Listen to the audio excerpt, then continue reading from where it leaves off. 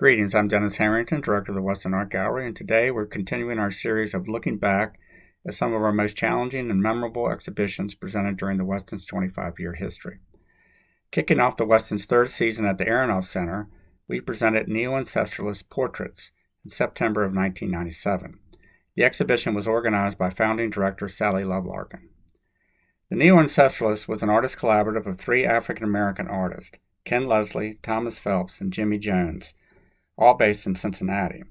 Formed in 1989, their collective vision was to perpetuate African American culture artistically by producing art forms based on ancient and contemporary cultures and merging the two with spiritual undertones. For their exhibition at the Weston, the Neos wanted to create a labyrinth-like immersive installation of connecting rooms, each densely packed with artwork and artifacts drawn from their extensive individual inventories. This required multiple trips to their home base at the Arts Consortium of Cincinnati, which was a short distance from the Aronoff Center, and a large 24-foot rental truck to transport this massive inventory to the Weston, which included an eclectic mix of old tires, furniture, doors, architectural fragments, in addition to the individual artworks of the members of the group. Among this inventory, I recall specifically there were these 16-foot long, 12 by 12 inch timbers that had been stored outside the Arts Consortium for many years.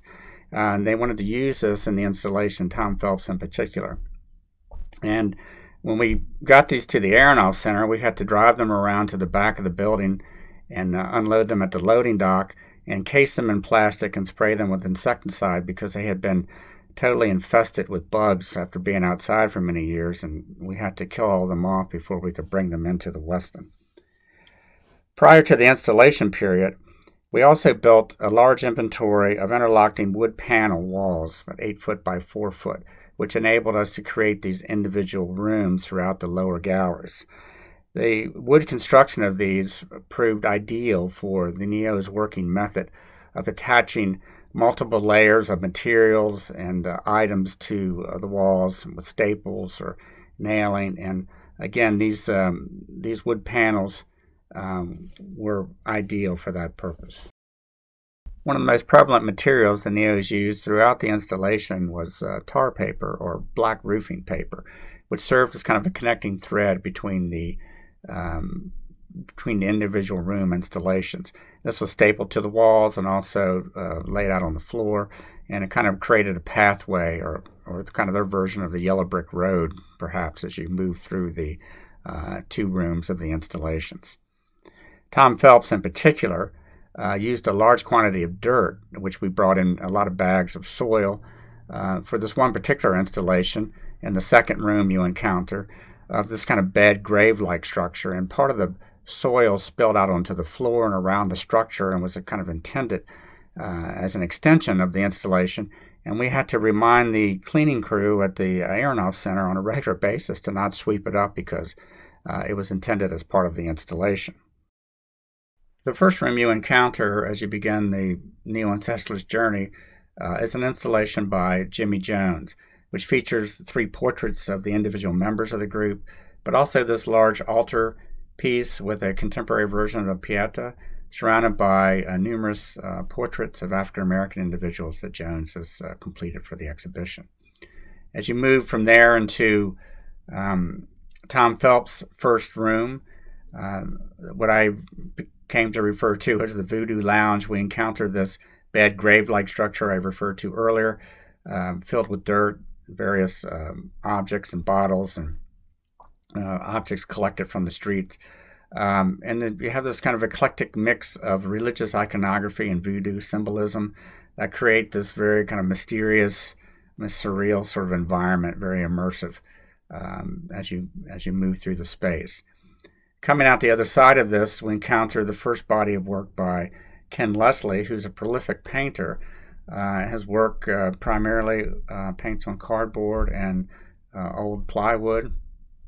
Work is attached directly to the walls, nailed to the wall, stapled to the wall in these groupings, and reflects influence from African culture, street art, and the work of Basquiat. And it also serves kind of as a nice, in addition to the tar paper, as kind of this connecting colorful thread throughout the series of installations that continue through the lower galleries. As we move into the back gallery, or the east gallery of the Weston, this really wonderful installation of connecting doors that Tom had brought in from their inventory at the Arts Consortium. It's kind of accordion-like connection with Ken Leslie's painting serving as backdrop that you can see through some of the doors. Just a really wonderful sculptural assemblage, three-dimensional collage, essentially, that you can walk through. And then as you turn to your right and look back towards the West Gallery, this really powerful installation by Tom Phelps, combining the elements of an old box mattress spring set with covered with a quilt at the bottom, and then behind it is this police shooting target, and kind of evokes many issues that are relevant to the African American community, historical in relations to the police. And it's a very powerful statement.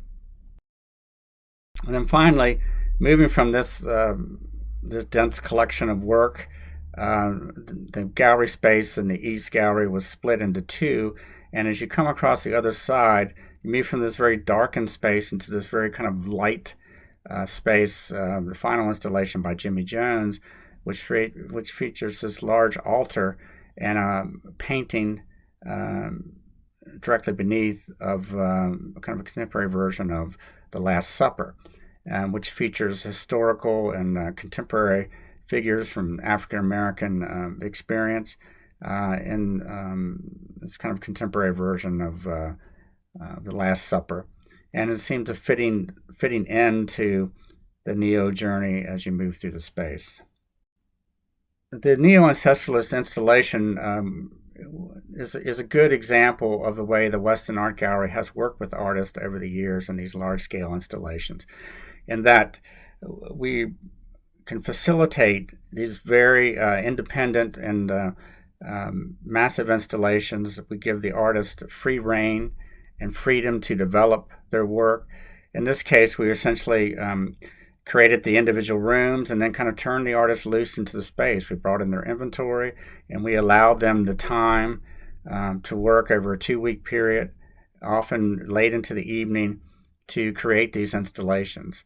And Tom Phelps in particular was one who was reluctant to leave and was willing to work all through the evening if we would allow him. But given that we had an opening reception deadline, that did limit him somewhat. But it's I think a unique experience for artists to be kind of given this freedom and this assistance from our installation crew to create these very creative installations. I hope you've enjoyed the tour today, and we look forward to presenting more to you in the future. Thank you.